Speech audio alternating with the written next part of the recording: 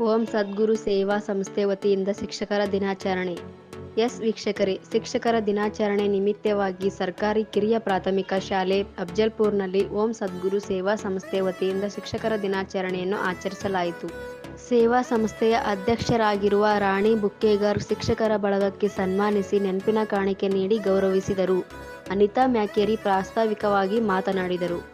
ಈ ಸಂದರ್ಭದಲ್ಲಿ ಶಾಲೆಯ ಮುಖ್ಯ ಗುರುಗಳಾದ ಶೈಲಜಾ, ಭರವಸೆ ಬೆಳಕು ಚಾರಿಟೇಬಲ್ ಟ್ರಸ್ಟ್ ಮುಖ್ಯಸ್ಥರು ಸೌಮ್ಯ ಪಟ್ನೆ, ಮುರುಗೇಂದ್ರ ಮಸಾಳಿ, ಗತ್ತರ್ಗಿ ವಲಯದ ಸಿಆರ್ಪಿ ಸಿದ್ದಪ್ಪ ಬಿರಾದರ್ ಇನ್ನಿತರರು ಉಪಸ್ಥಿತರಿದ್ದರು.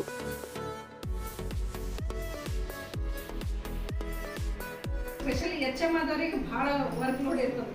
ಬರೇ ಪ್ರೂಫ್ ರೆಕಾರ್ಡ್ಸ್ ಇದೇ ಮೇಂಟೈನ್ ಮಾಡ್ಬೇಕಾಗ್ತದ.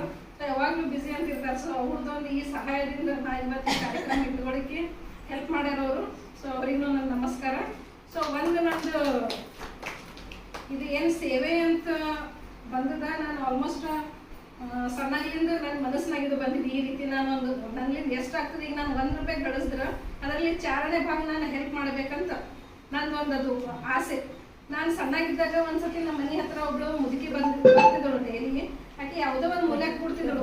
ನಾವಾಗ ಸಣ್ಣಕ್ಕಿದ್ದ ನನಗೆ ವಿಚಾರ ಬರ್ತಿದ್ದಿ, ಈಗ ಅನ್ನ ಯಾರು ಹಾಕ್ತಾರಪ್ಪ, ಇಂಥವ್ರು ಯಾರು ನೋಡ್ಕೋತಾರ, ಏನೋ ಒಂದು ನಂತರ ಈಗ ಪಾಪ ಅನ್ನಿಸ್ತಿತ್ತು.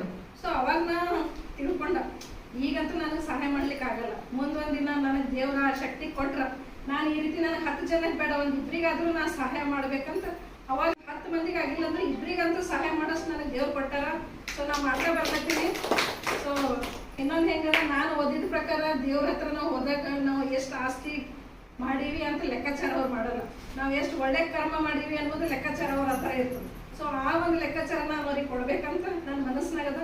ಸೊ ಮಾಡ್ಲತ್ತೀನಿ, ಮುಂದೆನೂ ಮಾಡ್ತಾ ಇರ್ತೀನಿ. ಸೊ ಆ ಒಂದು ನನ್ನ ಕೆಲ್ಸಕ್ಕೆ ನೀವೆಲ್ಲ ಸಹಕಾರ ಕೊಡ್ರಿ.